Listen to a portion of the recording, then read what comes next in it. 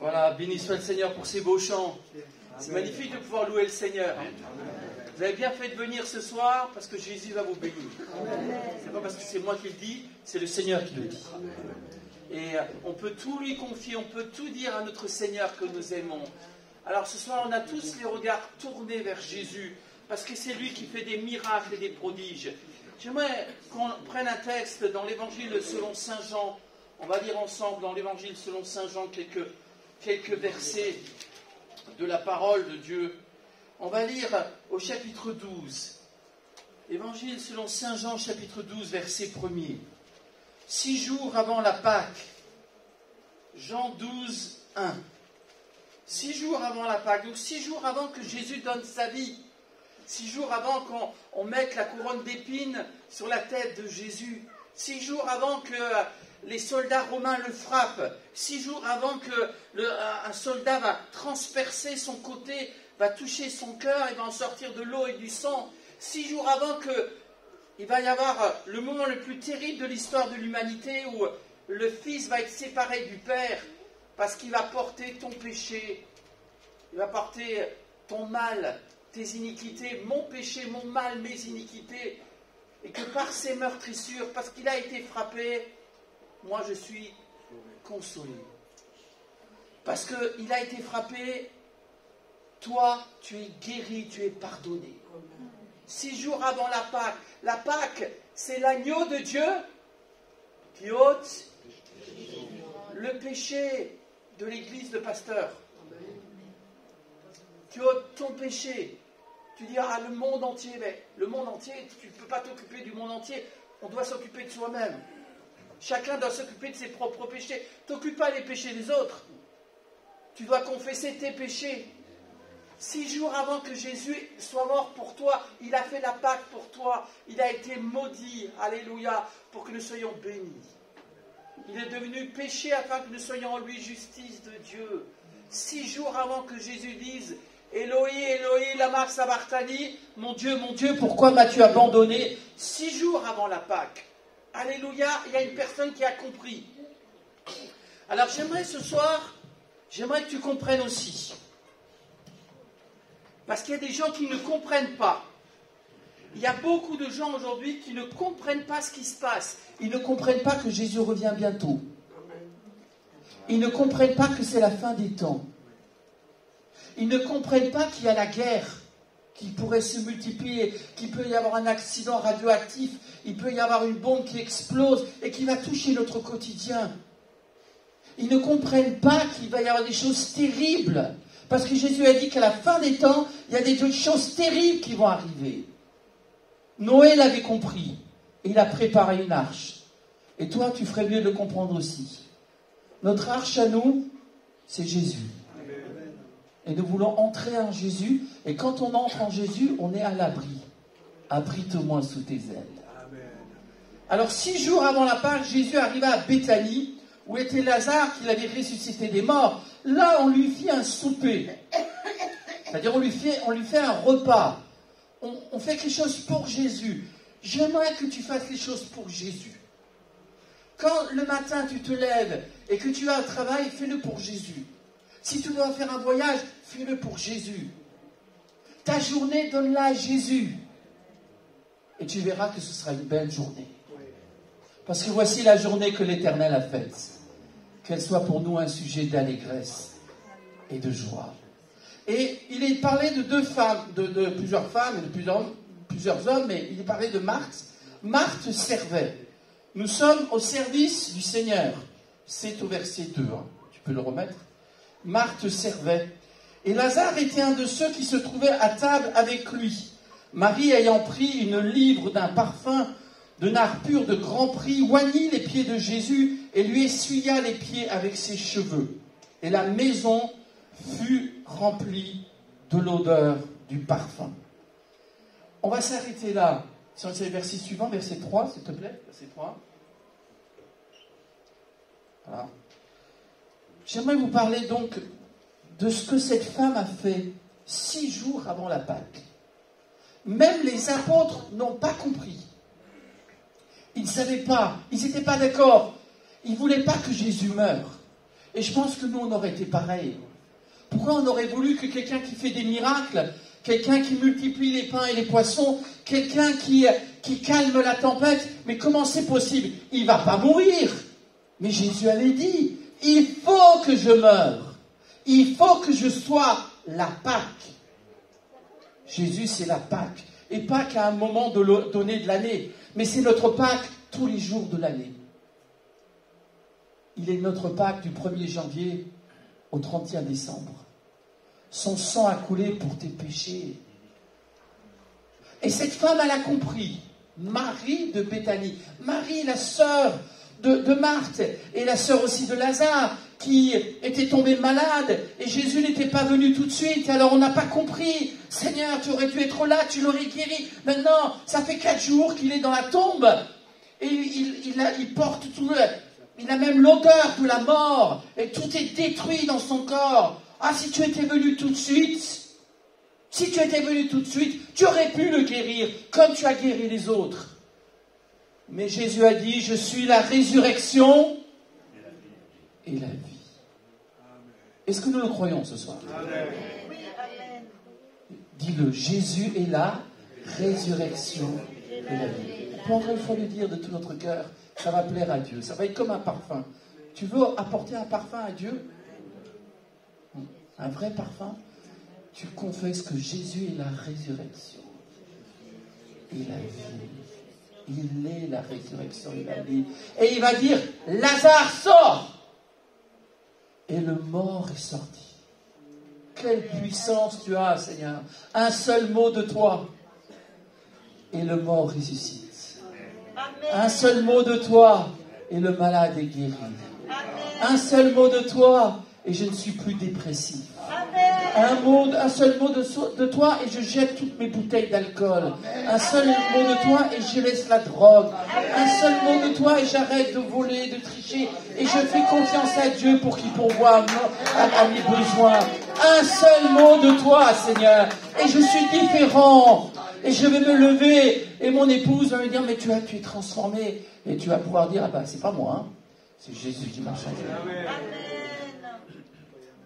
Et on peut le dire en l'autre sens aussi. Le mari peut dire à l'épouse, mais t'as changé toi. Et c'est pas moi, c'est lui. Amen. C'est celui qui a la résurrection et la vie.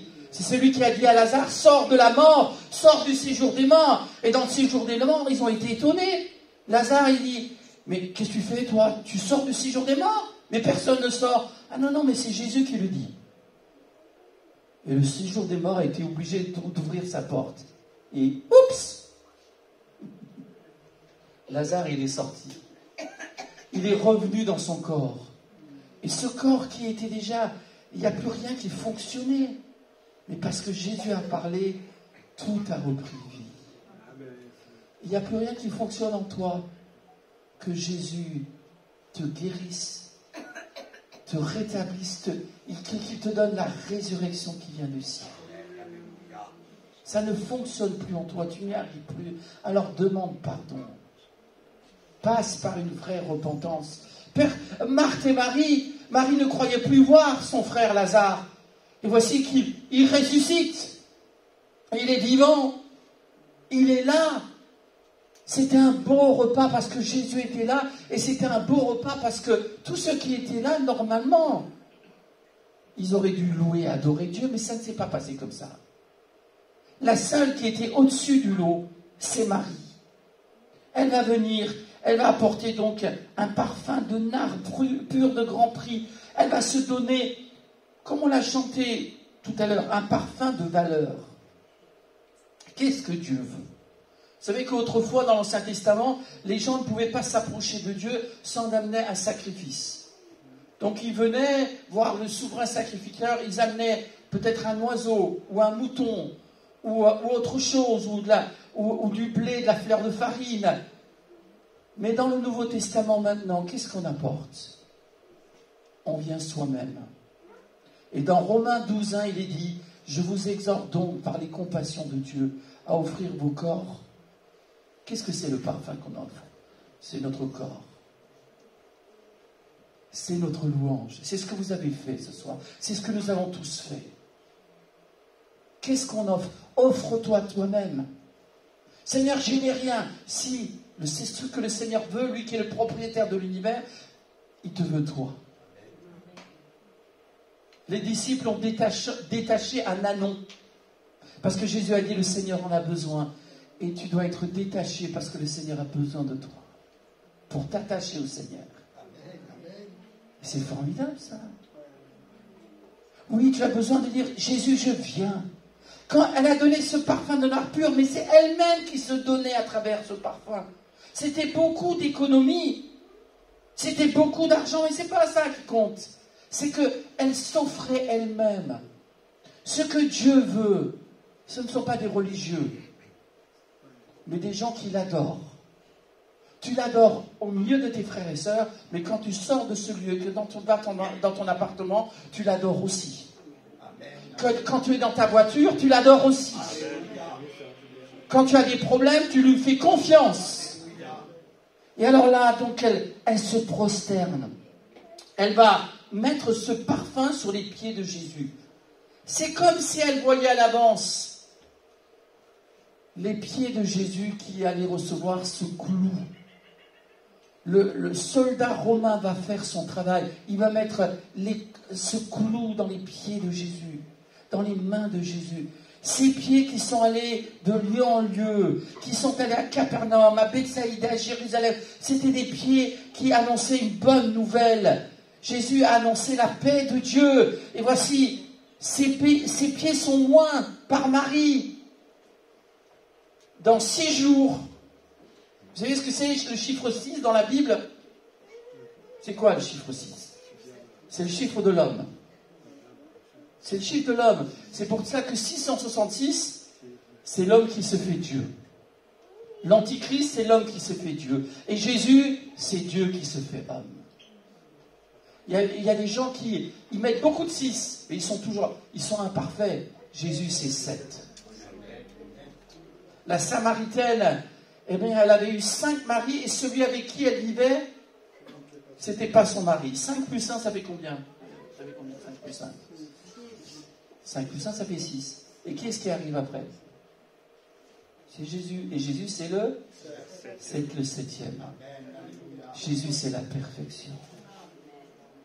N'attends rien des hommes, tu seras toujours déçu. Mais si tu attends quelque chose de celui qui est parfait, sois comme Marie. Adore-le. Tu sais que Jésus est venu marcher sur cette terre pour toi. Partout où il a marché, le Seigneur, nous voulons suivre ses traces. Nous voyons les traces de Jésus. Ce Jésus qui pardonne, ce Jésus qui fait du bien, ce Jésus qui chasse les démons. Il est venu pour détruire les œuvres du diable. Il est venu pour lier l'homme fort qui est le diable. Lui, c'est l'homme qui est plus fort. Il est venu pour réparer tout ce que le premier Adam a fait de mal. Lui, c'est le nouvel Adam, c'est le second homme. Il est parfait. Et en lui, tu es parfait. En son sang, tu es parfait. Si tu es abrité en Jésus et que tu offres un parfum de valeur. Alléluia! Tu es béni. Amen. Alors, elle va oindre les pieds de Jésus et elle va faire quelque chose d'extraordinaire. Elle va lui essuyer les pieds avec ses cheveux. C'est pas beau, ça? L'apôtre Paul dit que la chevelure de la femme, c'est son intimité. Elle lui sert. Les femmes, autrefois, elles mettaient des cheveux devant et ça servait de voile. Et elle prend ses cheveux et elle essuie les pieds de Jésus. Et vous savez quoi? Jésus lui dit, oh, ça on ne le fait pas. Ça. Jésus est honoré. Jésus est réjoui. Il reçoit cette adoration. Ce n'est pas un apôtre qui a compris. Ce n'est pas un souverain sacrificateur. Ils n'ont rien compris, les souverains sacrificateurs de l'époque. Il y en avait même 2. Ils n'avaient rien compris. Les apôtres ne comprennent pas. Et on peut le voir après, ils ne comprennent rien. Mais là, il y a une femme, parce qu'elle est remplie du Saint-Esprit. Les autres vont attendre la Pâque et même la résurrection.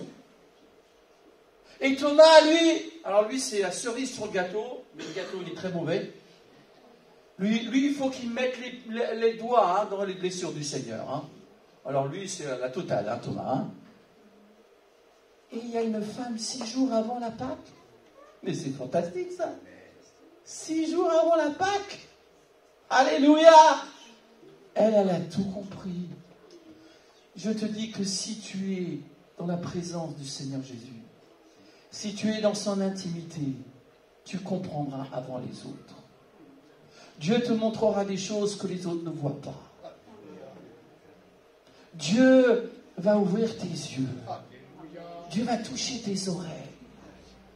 Et tu n'en as que faire de ce que dira ton voisin, de ce que dira un membre de ta famille qui est contre toi, de ce que les gens disent, de ce qu'on dit à la télé. On s'en fiche. Nous, ce qui nous intéresse, c'est ce que dit Jésus. Pas le quand dira-t-on, c'est ce qu'en dira Jésus. On s'en fiche. Elle s'occupait de rien. Elle n'a pas demandé à Pierre, Jacques et Jean. Personne ne savait ce qu'elle allait faire. 6 jours avant la Pâque, elle s'offre. Elle prend ses cheveux, elle essuie les pieds de Jésus. Ces pieds qui vont être maltraités, frappés. Vous savez que Jésus était tellement frappé qu'il ne pouvait plus porter sa croix. Et on a demandé à un homme qui s'appelait Simon de Cyrène, porte la croix du Seigneur. C'était trop lourd pour le Seigneur. Mais Jésus a marché. Il est venu sur cette terre. Alléluia. Il est venu sur cette terre pour marcher jusqu'à la croix. Jusqu'à la croix. Pour toi, mon frère, ma soeur, pour toi qui ne connais pas encore Dieu, j'aimerais te dire que Jésus est allé jusqu'à la croix. Il a été élevé, comme autrefois le serpent d'airain. Quand les gens regardaient le serpent d'airain, ils ont été guéris de la morsure des serpents. Et maintenant, si tout ce que Dieu te demande ce soir, c'est de le regarder. Amen. Parce que ses pieds l'ont amené à la croix. Amen. Et 6 jours avant que Jésus aille jusqu'à la croix, 6 jours avant, béni soit le Seigneur, Amen. cette femme va prendre ses cheveux et elle va essuyer les pieds de Jésus. Amen. Parce qu'à l'époque, il y avait un esclave dans la maison et il venait et il lavait les pieds, puisque les gens avaient des sandales ouvertes. Et il fallait nettoyer la poussière et tout ce que... Puisque les gens marchaient beaucoup. Et alors, au lieu de prendre de l'eau, Marie, elle prend du parfum. Et au lieu de prendre un linge, que Jésus a pris un linge pour laver ses disciples. C'est au chapitre 13, un chapitre plus loin. Mais elle, qu'est-ce qu'elle fait? Elle prend ses cheveux. Elle essuie les pieds de Jésus. Et il nous est dit, la maison fut remplie de l'odeur du parfum. Est-ce que ce soir, la maison de Dieu est remplie de l'odeur du parfum des frères et sœurs? C'est le cas? Parce que vous savez, le péché, ça sent mauvais. Il y a parfois des gens, ils se comportent tellement mal, on voit que ça ne va pas, on dit, ça sent mauvais là, attention. Hein. Mais quand il y a le parfum de l'adoration, comme nous avons tous adoré ce soir, la maison est remplie de l'odeur du parfum. Dans ton appartement, dans ton cœur, c'est quel parfum? Quel est le parfum qu'il y a sur ta vie? Est-ce que le Seigneur est obligé de s'en aller parce que tu sens le péché, tu respires le péché? Alors tu as besoin, par le baptême d'eau, d'être lavé de tes péchés. En croyant dans le sang de l'agneau, tu as besoin d'être purifié de tes péchés. Et tu as besoin de revêtir des nouveaux vêtements. Parce que quand on se lave, on ne remet pas les anciens vêtements sales. Maintenant, on met des vêtements propres. Le vêtement propre, c'est la tunique de Jésus. Alléluia. Est-ce que ce soir, notre louange a rempli cette maison? Est-ce que le Saint-Esprit est réjoui? Il y a beaucoup de gens qui attristent le Saint-Esprit. Les chrétiens, bon, c'est un verset qui concerne les chrétiens. Hein, parce que les gens qui n'ont pas le Seigneur, ils n'ont pas l'Esprit. Si Paul dit aux Éphésiens, n'attristez pas le Saint-Esprit, il parle de gens qui sont chrétiens, qui attristent le Saint-Esprit parce qu'ils ne pardonnent pas, parce qu'ils ne vivent pas dans la sanctification. Mais nous ne voulons pas attrister le Saint-Esprit ce soir. Alléluia. Nous voulons réjouir le Saint-Esprit. Que ce parfum monte. Seigneur, réjouis-toi. Il est souvent dit dans l'Ancien Testament, Dieu a senti un parfum agréable des offrandes d'Abraham, des offrandes d'Isaac, des offrandes de David, un parfum agréable. Je reçois ce parfum. À Dieu soit la gloire. Et alors, voyez, on lit ensemble verset 4. Un de ses disciples, Judas Iscariote, fils de Simon, celui qui devait le livrer, dit: pourquoi n'a-t-on pas vendu ce parfum 300 deniers, c'est-à-dire 300 journées de travail, pour les donner aux pauvres? Il disait cela non qu'il se mettait en peine des pauvres, mais parce qu'il était voleur, et que tenant la bourse, il prenait ce qu'on y mettait. Mais Jésus dit: laisse-la garder ce parfum pour le jour de ma sépulture. Vous avez toujours les pauvres avec vous, mais vous ne m'avez pas toujours. Une grande multitude de Juifs apprirent que Jésus était à Béthanie. Jésus est là, on l'adore. Et à Béthanie, il y avait cette famille, Marthe, Marie et Lazare, qui adoraient le Seigneur. Et tout le monde l'a appris que Jésus était à Béthanie. Que le monde entier sache qu'un pasteur, qu'à dans la ville de Nice, on sache qu'un pasteur, il y a des gens qui aiment le Seigneur. Que tes voisins sachent que tu aimes le Seigneur. Alléluia. Et ils vont venir non seulement à cause de lui, mais aussi pour voir Lazare qu'il avait ressuscité des morts. Les gens viennent voir les miracles que Jésus a fait dans votre vie. Alléluia. Tu dois être un témoin du Seigneur. Mais je reviens sur le fait que Judas a critiqué Marie, sœur de Marthe. C'est pas Marie de Magdala, c'est Marie, sœur de Marthe. Judas l'a critiqué. Vous avez toujours, pas loin de vous, un Judas. Écoutez-moi bien. Quand vous offrez quelque chose à Dieu, le diable est énervé. Le diable est en colère. Et sa colère s'est manifestée à travers Judas. Mais dans un autre évangile, il est dit aussi que les autres n'ont pas compris non plus. Et ils ont dit: oh là là, mais ça ne se fait pas, ça. Ah ben non, si Jésus va donner sa vie, il va être frappé par les hommes et par son Père. Il a été maltraité, humilié, l'homme de douleur, habitué à la souffrance. Nous l'avons dédaigné, nous l'avons méprisé, nous n'avons fait aucun cas de lui. En fin de compte, ce jour-là, ce verset s'est accompli. Nous n'avons fait aucun cas de lui. La seule personne qui a fait un cas de Jésus, c'est Marie. Parce que dans les autres évangiles, on dit que les disciples aussi, ils ont dit: mais non, c'était pas la peine. Non, il donne sa vie pour nous et c'est pas la peine qu'on s'intéresse à lui. Ils n'avaient pas compris. Il y a des gens qui, même après la Pâque, ils ne comprennent toujours pas. Ce soir, je vais te dire que le péché, c'est ça. Le péché, c'est de ne pas comprendre la Pâque. Tu ne fais aucun cas de Jésus. C'est ça le péché. Et si tu commences à aimer Jésus, tu seras délivré de ton péché. Parce que celui à qui on a beaucoup pardonné, si on pardonne beaucoup, si on est beaucoup pardonné, on aimera beaucoup. On aimera beaucoup Jésus. Non. Qui a cru à ce qui nous était annoncé? Qui a reconnu le bras de l'Éternel? C'est terrible quand on ne voit pas la grandeur de Jésus.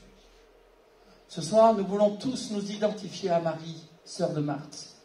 Nous voulons nous abaisser devant Jésus. Amen. Alléluia. Nous voulons offrir le parfum de notre reconnaissance. Nous voulons même pas écouter les Judas. Parce qu'il y aura toujours, le diable vient toujours. La Bible dit, Jean 10, le voleur il vient pour égorger, dérober et détruire. Tu veux donner quelque chose à Dieu, le diable il vient et dit: mais non, ne fais pas ça, reprends-le. Si tu donnes un sacrifice à Jésus, laisse-le à Jésus. Marie, elle s'en fichait de ce parfum, elle aurait pu le garder en disant: on va faire des affaires. Non, à travers ce parfum, elle s'est donnée elle-même. 6 jours avant la Pâque, à Béthanie, dans la maison où était Jésus, on lui a fait un repas. Il y avait un parfum dans toute la maison. Et ça a énervé Judas, mais ça a réjoui notre Seigneur. Ce soir, le Seigneur est au milieu de nous. Il y a un parfum. Tu veux ressembler à ceux qui ne comprennent rien? Ou alors tu veux t'abaisser et adorer au pied du Seigneur? Tout lui remettre, l'adorer et le bénir. Mais je crois qu'on veut tous bénir le Seigneur. On veut tous l'adorer. On veut encore adorer Jésus maintenant ce soir. Et j'aimerais qu'on se recueille. Et Françoise va venir chanter ce chant. Un seul mot de toi. Un seul mot de toi. Alléluia.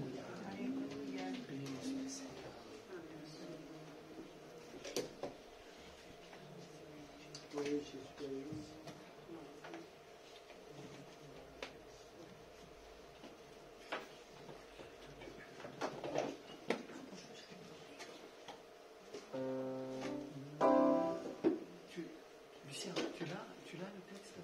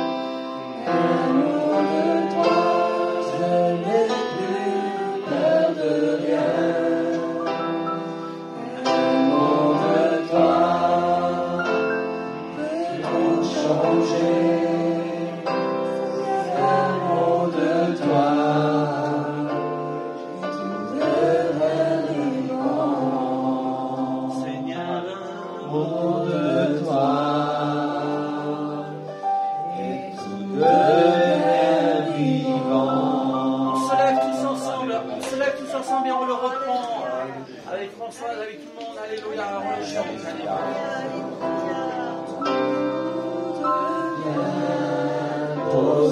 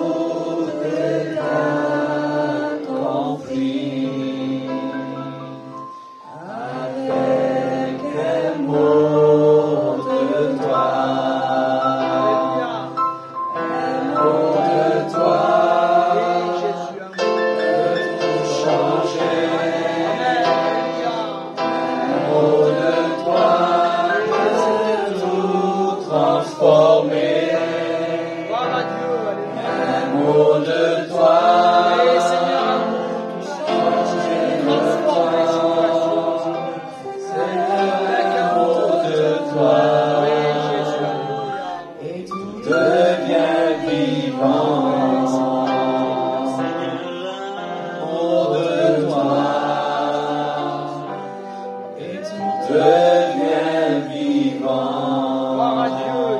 Je sens un parfum qui monte. On va encore le chanter. À travers ce chant, fais monter ton parfum. Ne sois pas comme ceux qui n'ont pas compris. Sois comme Marie, 6 jours avant la Pâque. Maintenant, à travers ce chant, tu fais monter le parfum de ton cœur. Alléluia. De toi. Alléluia, Seigneur. La maladie. Oui, Jésus. Un seul mot de toi. Et je serai guéri. Gloire à Dieu. Un mot de toi.